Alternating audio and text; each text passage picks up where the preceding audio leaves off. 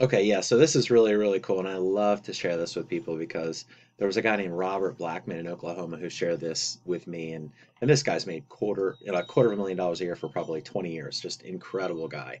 And I would be happy to introduce you to him if you wanted to. Or you can Google him. But he told me that you sell shovels in the MLM network marketing gold rush. Now, what does that mean? Now, in 1849, we probably learned this in, eighth grade. Um, there was a gold rush.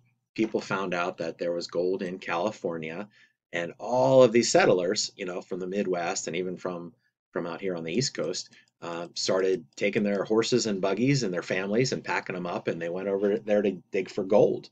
And some of these people thought, well, geez, if I go over there and we're going to work really, really hard for a few months, maybe a year, and we're going to strike gold, or we're going to become the millionaires, you know what I mean, like we always wanted to be. But there were some really smart guys. I like this picture right here. There's a guy selling maps, of where to dig for gold, and here's the guy buying the map. But a lot of people made money selling the shovels and the jeans and the tents and the pickaxes and the other supplies. I mean, there were people that became very, very wealthy selling tobacco to the gold miners, when they got there. And I guess, like in this paragraph here, it talks about how there really are two types of entrepreneurs. There are the gold prospectors, and I would say that that probably is the guy that's a network marketing distributor. Maybe they're an Herbalife or Amway or Shackley, and they're digging for gold. They're building their customer database. They're selling their services and their protein powders and their vitamins and all kinds of things, and they might be doing really, really well. I hope they are. But then there's people like us, selling shovels to these people and jeans and tobacco to these people. Except we're not selling those things, we're selling them leads, which is what they want. And if you can give somebody what they want, you find a need and you fill it.